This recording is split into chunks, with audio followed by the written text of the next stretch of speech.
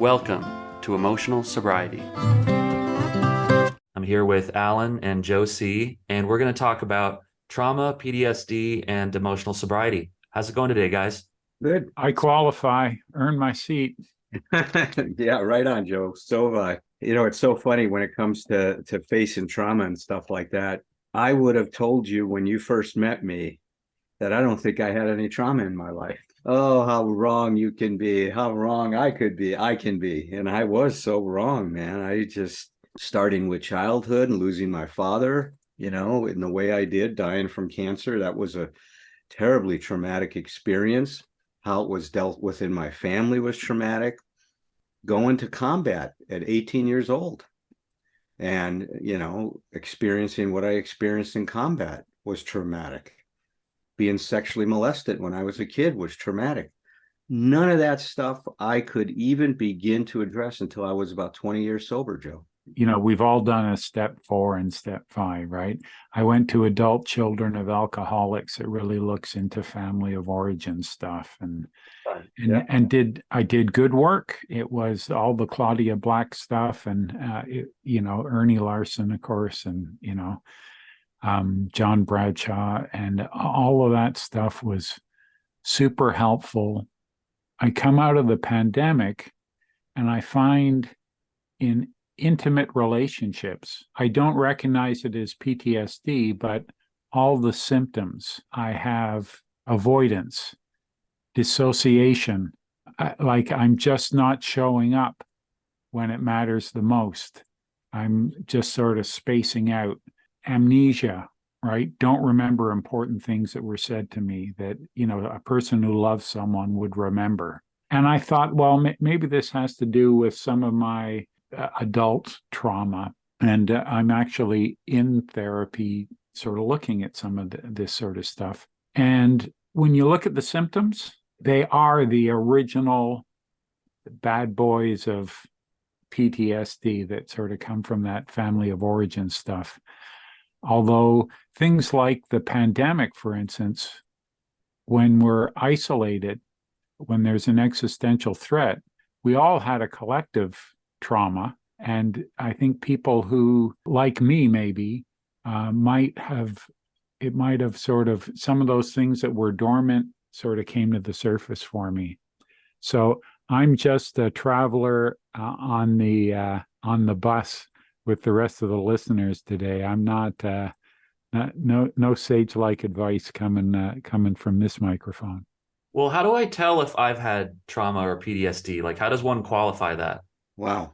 That's an interesting question. It stumped me for a minute because there are a certain set of symptoms that if you go to the Diagnostic and Statistical Manual, that'll say that if you have these symptoms and you have this kind of an experience. One of the problems with using the Diagnostic Statistical Manual is they limit post-traumatic stress to a situation where you were exposed to, let's say, someone being killed, murdered, some kind of violence, some kind of a horrendous experience that threatened your life in some deep, deep way, or so that kind of thing. Either you witnessed it or you experienced it firsthand. But we've found that definition to be too narrow. A lot of people suffer from post-traumatic stress if they're growing up and they're being abused in their household and they've got a parent that's just violently angry, even if that person hadn't expressed any violence directly to the child. But if, let's say that they did to an older brother or Neglect. Or neglect would also fall into that. So today, practically, we call any experience that either threatens your sense of security or your self-acceptance. So let me say that again. It's any experience that threatens your sense of security or a sense of emotional or physical security, which go hand in hand, obviously, or your self-acceptance, right? That your sense of self as a person, any experience that threatens that, we would consider to be traumatic. When you broke that down just now, I immediately thought of being like between the ages of 5 and 11 on the schoolyard with bullies. Like that was the most painful time, I think, for me. Mhm. There's like a host of experience I had with individuals back then. No fun. I did not have any fun back then.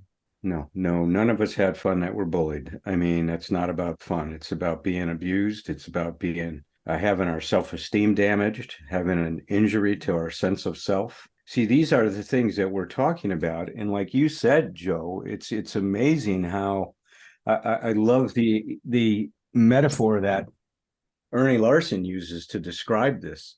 He says trauma is like where you're in an accident and your bones get shattered.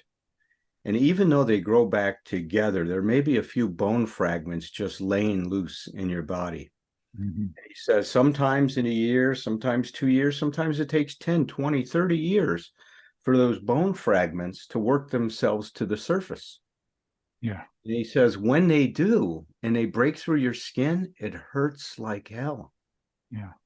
And that's what we see. I mean, there's many of us that have experienced, incredible pain and suffering from unresolved trauma in our recovery. And unfortunately, a lot of people go out and relapse at that point, Joe. They Yeah. don't turn to the program. They don't, and sometimes the program's not enough. In my opinion, it wasn't enough for me, and it hasn't been enough for me. I need outside help. I need this outside help in terms of going to therapy, taking workshops, doing a lot of reading, reaching out to a lot of close friends, which some of which are in the program, some aren't. And more recently, I've just started on a very low dose of an antidepressant to help me get through this period of time that I'm struggling with. So, those are the resources that are available for us. And a lot of people hit these things and they say, well, why isn't my program enough to handle this? And they start to question their programs, Joe. You've seen that, haven't you? Yeah. Well, that's right. Like whenever we put on the side story, whenever we put on the meeting at the detox at the Canadian Center for Addiction and Mental Health. So, and I don't know about you, but whenever you hear that door unlock and then you go in and then it locks behind you, I'm never going to get out of here. They're going to realize who I really am. Keep you locked up, right, Joe? Yeah, exactly. But whenever we go in there, um, it's just a few of us putting on a 12-step meeting. And I say, okay, uh, who's newest here? Great, you're sharing. You've got something they want.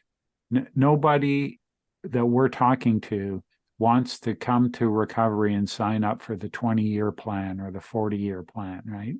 But someone with 8 months, someone with like we're all going to share, but in terms of telling what it was like, what happened, what it's like now, the newer the better, right? And then we'll jump into help because it's got to be something you can identify with. And then once you're sober, there's this idea that it's behind you, but all it is um, a ticket to play the game of life, right? No extra shields, no get out of jail free cards.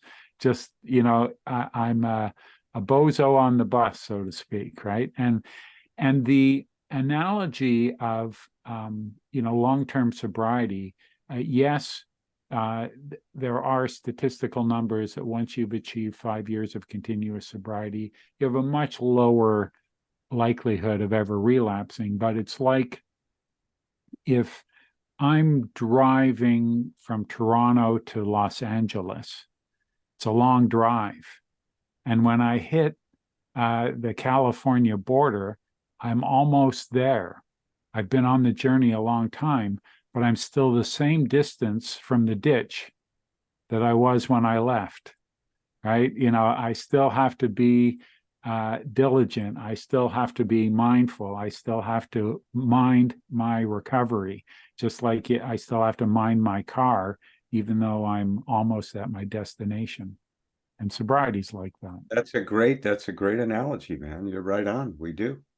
And that's where, I was doing a workshop for OA with Herb Kagan yesterday. They're doing a 1-day retreat.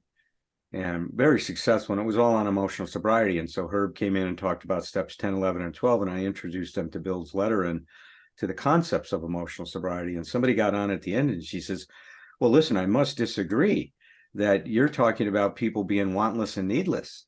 And it was such a misrepresentation of everything I said, because if you know my stance on emotional sobriety, it's not about being needless and wantless. It's about learning how to deal with our needs and our wants and how to deal with it in a way that doesn't alienate us from other people, that keeps us connected and gives us a chance of either getting our needs met, and if not, then grieving over the disappointment, right? That's my belief about it. So it was complete mischaracterization. And then they said the next thing, well, you're saying that nobody's victimized, and that what about people that have post-traumatic stress and stuff and how their feelings happen? And you're right. If we are the victims, and I believe people can be victims of abuse, can be victims of crimes, victims of being raped or molested. I mean, I'll put myself in that category. But what emotional sobriety is about, it's about, instead of being claimed by that experience, it's claiming that experience. It's taking that experience and being able to now digest it, process it, and take what you can to grow from it, and then releasing the rest, letting go of the other stuff, right? That this shouldn't have happened, for example, or whatever other ideas you have that keep you stuck in that position of being claimed by the experience. And see, that's what I hope people that are listening to this show on trauma understand. We are not denying in any way that terrible things can happen to people. They do all the time. Look what just happened in Israel. I mean, how many people are traumatized by this? And on both sides of the border. I'm not saying it's a one-way street. Now the other side is being traumatized too. There's a lot of innocent victims caught in this craziness that's going on. So, you know, talk about trauma right now. We just saw that. And look, I couldn't look at some of the images that they wanted to show on TV. Being a combat vet, I did not want to expose myself to that, Joe. Right. I just did not. I know the horrors of war. I know, you know, what can take place, you know, when somebody is being beat or tortured. And, you know, I remember one experience that I was on Hill 55. And this is a very upsetting experience. And the VC were very active in the area. And there was a group of Viet Cong that would capture U.S. soldiers, and they would torture them just outside of the perimeter of our base. Mm-hmm. We could hear them, but we couldn't locate them, because as soon as we send a squad out to rescue the person, they would relocate or go into tunnels or whatever they did. But they would keep up the sounds of this person being tortured for nights in a row, Joe. Yeah. Talk about psychological warfare. I mean, my goodness, man, it was horrible, horrible. Listen to the guy scream bloody murder in terms of just imagining what was being done to this person. So that's the kind of stuff, man, that we get exposed to in life. And that is traumatic. That was, you know, I was 18 years old. I'm not so sure I was an adult yet.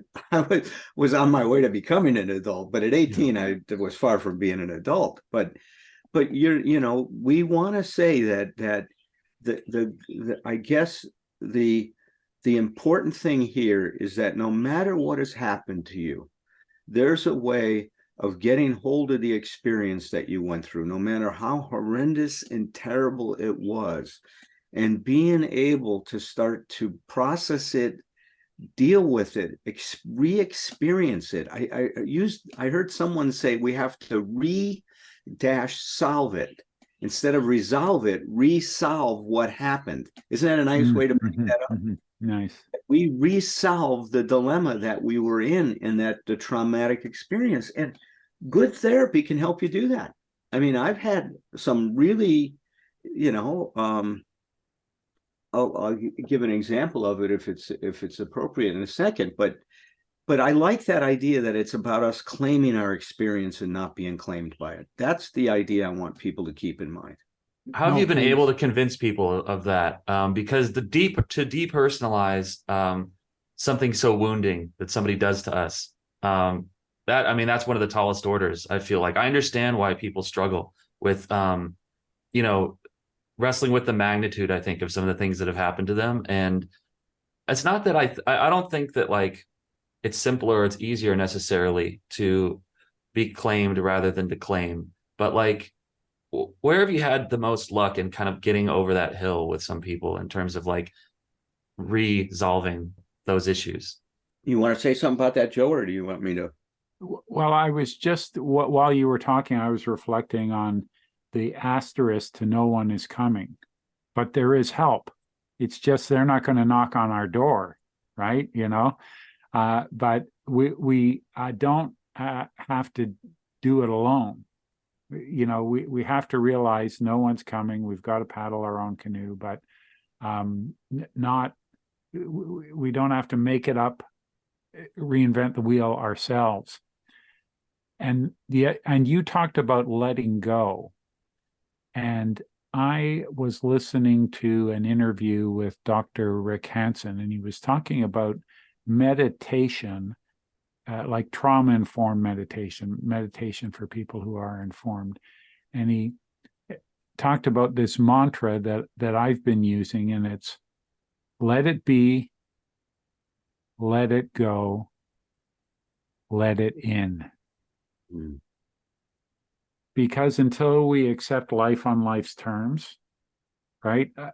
A lot of my problem in trauma is it comes up when I'm not accepting life as it is.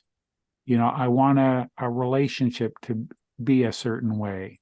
I want something to be something it's not, and I'm completely blocked. I'm not even at stage one, letting it be. And then when you can let it go, the blockage is out and something's coming back in. The great thing about love is like if you feel lonely, just call somebody, right? Like whether we're loving or being loved, I think those endorphins, and not a doctor, I don't understand these words I've memorized, get triggered whether we're the one giving or we're the one receiving. And that's why the whole peer-to-peer, one person with substance use disorder talking to another person with substance use disorder works, because it helps the person talking and the person listening. I think this might tie into some of what we're talking about, that like right now I'm using that term loosely. I'm working with two people that are in the throes of different kinds of addiction. They have not figured out yet how to claim their experiences. They are still very much in the dark. I feel like in being with them through this and in making myself available, it's kind of like those blooms that only happen like once every 10 years or something like that. Like I keep hoping that one day there will be some kind of alignment and they will be able to step forward and kind of begin this process of getting well. But it's been a while. I'm waiting for those blooms, and I think I'm kind of like I've made peace with maybe not being able to see them, but hoping for the best. And it can take a while, I think, for people to come through these types of things. Yeah, well, let me go back to your question about how do we help people resolve the trauma and deal with what wasn't dealt with. I can give you an example from the work that I've been doing, and I've done this kind of work with a lot of different clients I have. So, in experiential psychotherapy, what we really believe is that we have to experience the event all over again, and this time show up in the event in a different way. And see, that's where the corrective emotional experience comes in. So I'll give you an example from my work. So when I was 17 years old, I was sexually molested by a man that had picked me up when I was drunk in Washington, D.C. I was on Liberty, and I was trying to meet my buddies at the Air and Space Museum. I got lost. And I mean, when I would say I was drunk, I could hardly walk, kind of drunk. And this guy, I was thumbing a ride. He picked me up. He saw that I was vulnerable. I was in his car. He jumped on the turnpike going 50 miles an hour and started groping me and grabbed my groin. and I started to get aroused, and eventually I ejaculated, and I was crazed. I was scared. I didn't know what to do. I wanted to hit him, but I was afraid of causing an accident. I wanted to jump out of the car, but we were going 50 miles an hour. It messed me up big time. It crazed all kinds of questions in my head. I was violated, and when I was 9, something happened to me where I was violated sexually again, before. So it brought back all that stuff. So I was messed up. I didn't talk about that for 35, 40 years. I mean, and recently, you guys are now, the listeners are going to hear this, but I haven't been public about this at all in my life. And so I went to this somatic trained trauma therapist that I'm going to be doing this workshop with here coming up in December. And after doing a bunch of exercises leading up to that, where I felt my agency to be able to stop a person, back them off, or bring them close and have that kind of control, it was funny. She stood around me and she said, "How do you feel when I stand here?" And when she was on my right side, I was safe. As soon as she moved to the left side where the guy molested me from, my body felt the trauma. I wanted to run out of the friggin' room. So then she said, "Well, look, we could go with me on the safe side, but that's not going to help you. Are you willing to be uncomfortable with me standing here?" I said, "Okay, of course I am. I want to claim my experience." I didn't say that, but I want to get through this. I want to work through it. So she says, "What I'm going to do is I'm going to reach around and I'm going to grab your groin. And what I want you to do is grab my hand, stop me, push my hand away and say no." I mean, so picture that. She's reaching over with her right hand to grab me. I'm grabbing her at the wrist. Now, the first time I grabbed her and I pushed her hand away gently, she says, "You pushed me away so gently." I said, "I don't want to hurt you." She goes, "You're worrying about me and instead of dealing with what you." Of course I am, right? That's my problem, right? That's one of my problems. So she says, "Knock it off." She says, "This is about you getting yourself back. Throw my hand away. I'll take care of myself. You don't need to worry about me." So she comes over to grab me and I take her hand and I throw it away. I say, "No." We did that for almost 30 minutes. At the end of it, I'm screaming, "No, you don't have a right to touch me. Leave me alone. Who the hell do you think you are?" I was ventilating, tears, snots coming through out of my nose. I'm screaming. This is what I wanted to do in the car that I didn't do. I was frozen with fear. So at the end of that, I felt empowered. I recovered what I had lost in that moment. I had lost my sense of agency, my sense of being able to act on my own behalf. And at that moment, with the help of Melissa, I mean, she was a godsend, because a licensed therapist couldn't grab your crotch. I mean, if they did, they're going to lose their license, right? She's just a trauma therapist and certified. So she was able to push boundaries that I wouldn't have been able to experience in regular psychotherapy. And today I am forever grateful I could talk about this without crying about it. I mean, that's how much. Not saying that the work is over with that. That was a very big, important step in to claim my experience, but it's going to take more and more integration of that. So back to what we're saying is the first thing we need to do is to find someone, like you said, Joe, that we can trust and really open this up and start to explore it, because we change when we own what we're experiencing, not when we try to avoid it or be someone we're not. That will never change this stuff. You can't sweep it under the rug. It's always going to be there. It's going to inform your life, whether you're dealing with it consciously or unconsciously. And I'd rather people take this stuff when they're ready to start to deal with it consciously. Now, how do you know when you're ready? Well, if you're in pain, you're ready. That's your body's way of saying something needs to be resolved here. Something needs to be taken care of. Yeah, I mean, I don't see how it happens unless the pain reaches a sort of critical mass. I mean, because that's the biggest incentive, I think, right, to go through something. As you know, what triggered all this for me was the betrayal in my marriage. Yeah. That all this other betrayal and all these other trauma wounds now have surfaced and given me a chance to deal with that. Man, you've been so voraciously in pursuit of going deeper into your recovery over these past couple of years. It's really something special, I think.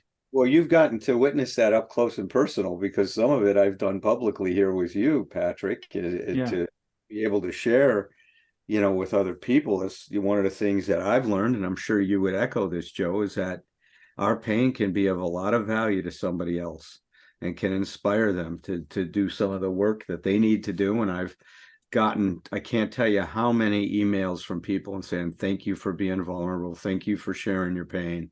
Yeah. Thank you for not hiding behind Dr. Berger like you got all your shit together. And I don't.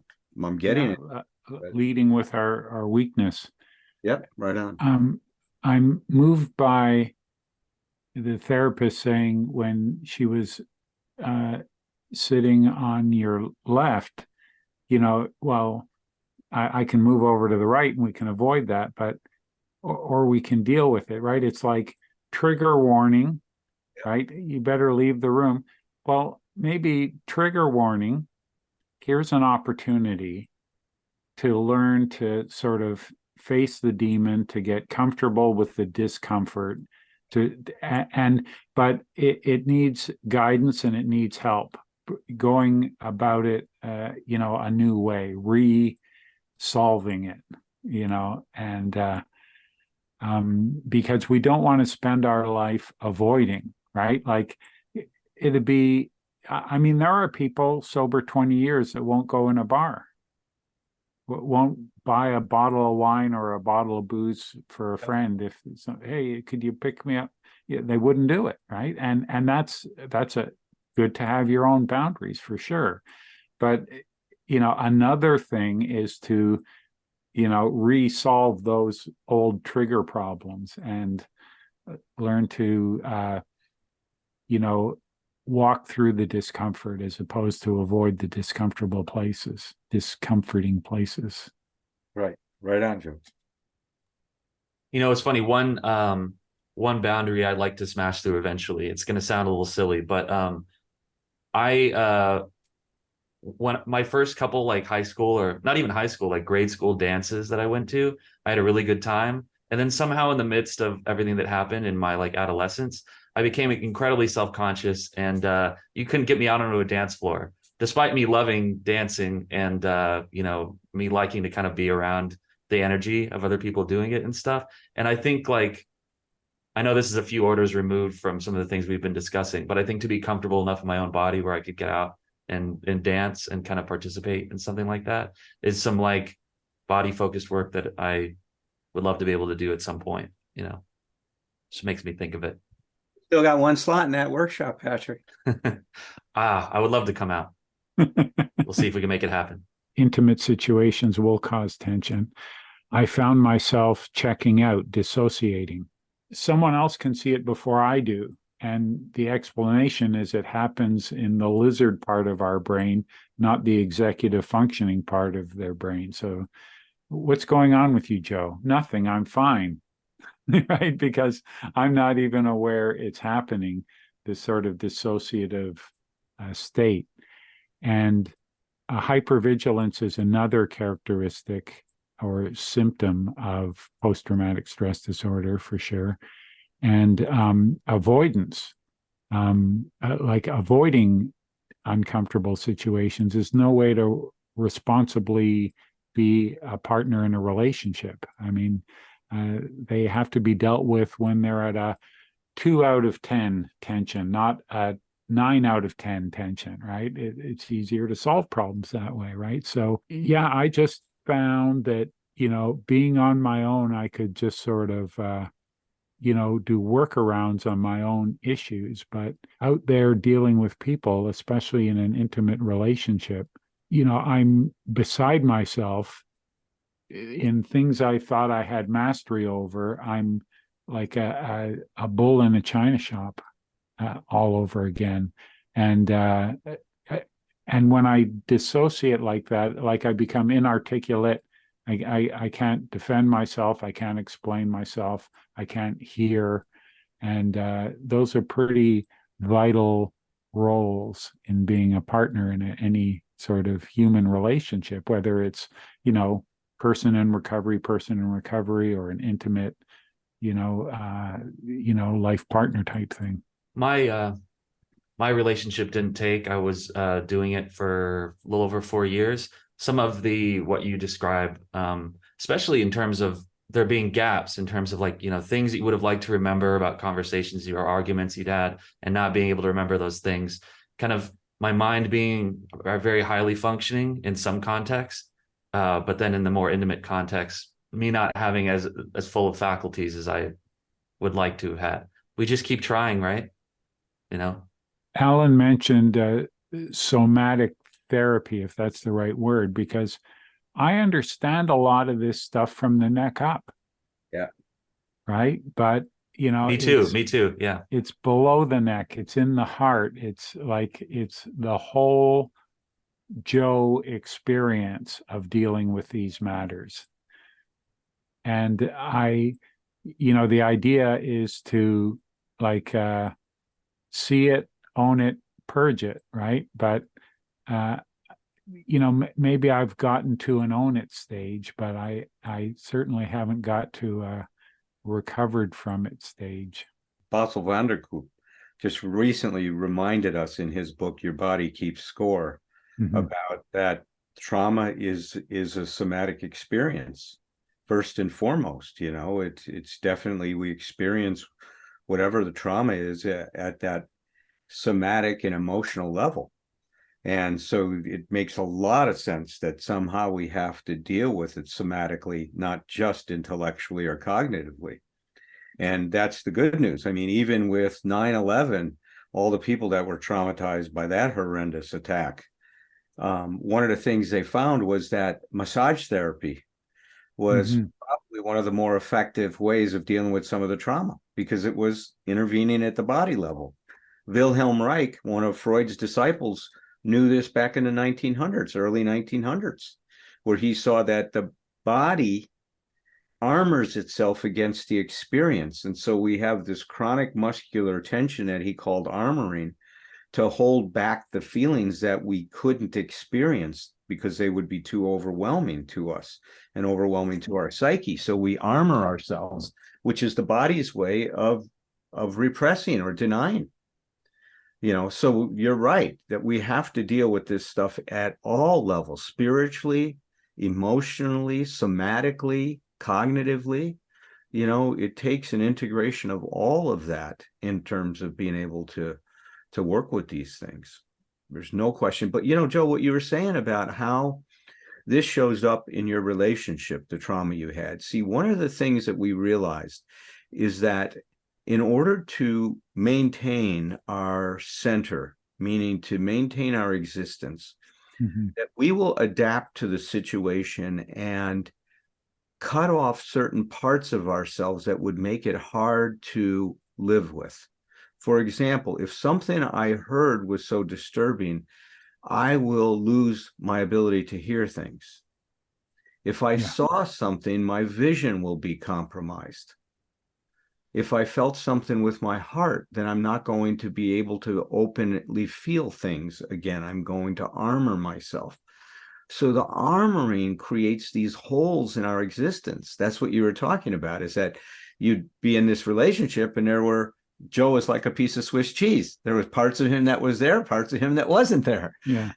And it's a very interesting dynamic. Now, part of recovery is recovering all those lost pieces of ourselves to the trauma.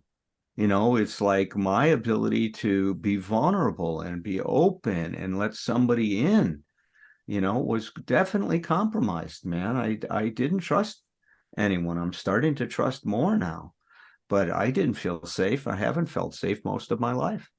In one of your podcasts, you were talking about speaking to vets about PTSD benefits they would be entitled to.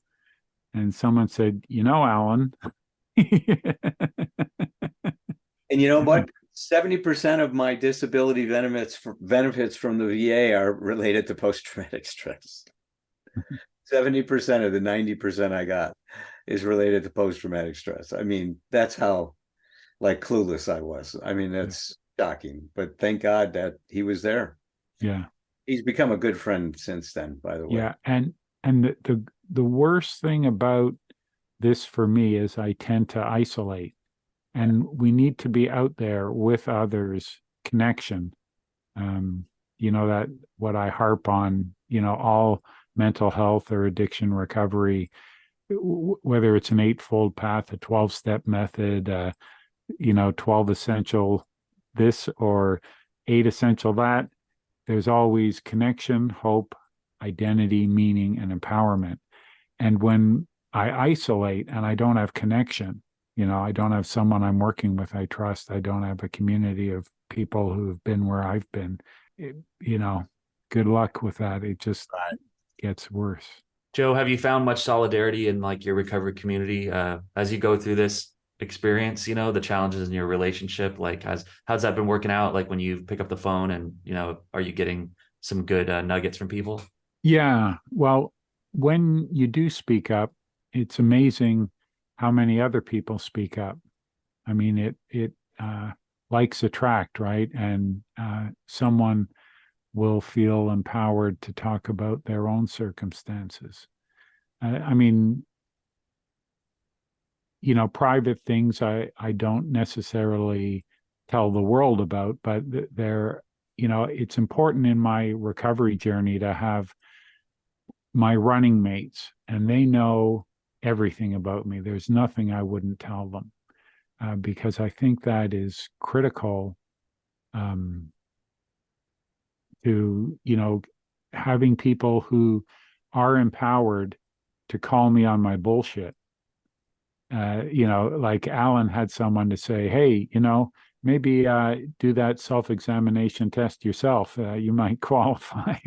To have someone say to me, Joe, you say that like it's a fact. Is it? One thing I'd like to do better to help out my fellows is when they come to me about some crisis that they're enduring, to not project what I assume is a similar crisis of my own onto their experience. And I think, to maybe just to listen far more than I'm speaking. I think that because sometimes I'll go to somebody that's a little outside the circle, my running mates, like you described, and and kind of try to workshop some stuff. But yeah, it's so much more helpful, I think, sometimes to just have somebody who's just really fully listening to what you're going through. Not everyone recovers by joining an organization, but nobody recovers alone. Well, what else needs to be said, you guys? Is there anything? I mean, I think we've covered such important ground today in this whole thing. I mean, there is hope. I mean, that's the thing we want to leave you with, in that there's a lot of tough, painful, and difficult work ahead to deal with these things. But the good news is that if in the hands of a right person and the right kind of a healer, you can make phenomenal progress in terms of reclaiming yourself and claiming your experience. I'm 37, and you guys are a bit older, and it actually inspires me that you guys are kind of deep into your lives, but you still have a hunger to really investigate these things and unpack them. And you know what? Like, the work is never done. And to me, that's not a defeatist attitude. That's just, I think the more that we can kind of accept that we're going to be uncovering new layers, through time, and that is just kind of like, what did you call it, Joe? Like, it's a ticket to play the game of life. Yeah, it's an admit one card. It's not a get out of jail free card, right? Yeah, and I think it's especially for younger men. I think that there's an assumption, it's very very appealing assumption that there's some way to just beat this thing and to kind of carve out your space and to have all the answers. But the thing, life's always changing on you, so it's no way to get ahead of that. Right. Spike the football, win the game, roll the credits. Done. Good show, and I hope we left people with some vision of what's possible here. I like to define recovery as a discovery of possibilities, and there are many possibilities to be discovered. if Mhm. you're in a lot of pain over some stuff that have happened to you, either as an adult or as a child. I mean, we get traumatized, like you said, Joe, as adults too. Yeah. Being traumatized is restricted to childhood, man. There's plenty of trauma as adults, as I know recently in my own life, right? Plenty of trauma to deal with here. Yeah, there's highwaymen on the road of happy destiny. So you got to be vigilant. Yeah. Good way to say it. Well, Joe, listen, I really appreciate you stepping in as frequently as you have, given that Tom's been really, struggling with his recovery and with what's going on with him. And I appreciate you helping us out here, man. I miss Tom. But I'm glad to have you here. Yeah, I'm glad. I'm glad as well. Me too. And would you mind, Alan, just really quickly plugging your upcoming event in case there are people who aren't aware of it? Well, there's two events coming up. So on the 28th, we're doing a one-day workshop, a symposium, we're calling it, on emotional sobriety. We're going to talk about emotional sobriety on a practical basis, in everyday life. Roger Andes is going to talk about emotional sobriety and self-esteem. Sarah Stromberg and myself are going to talk about emotional sobriety and gender issues. It's a topic that we haven't gotten into before. And then I'm going to wrap up today with talking about emotional sobriety from the perspective of a bunch of masters in psychotherapy. So that information and registration is available at 4D Publishing, and Patrick will have that in the show notes to be able to reach that. In December, I am doing a 3-day intensive workshop with Melissa, the therapist I was mentioning early, on trauma. And we are starting on a Thursday night, just kind of meet and greet and kind of get a sense of what people want to do. And then Friday, Saturday, and Sunday, there's going to be 2 3-hour sessions every day through the weekend. And it's going to be, if you come, I guarantee you're going to walk away with a lot more than you came with. A lot of healing, a lot of perspective, a lot of wisdom. So there's only one slot left in the program. It's been, very popular, and we already have 7 people registered. We're limiting the group to 8 or 9. So there's only room for 1 or 2 more people. So if you're interested, reach out to me as soon as possible. There was a cook or floor sweeper job there. I would take it. You got it, Joe. You can just come and sweep the floors. You're welcome to come. Sounds irresistible. All right, guys, until next time. Change your life, change your myth, cultivate your narrative with whomever you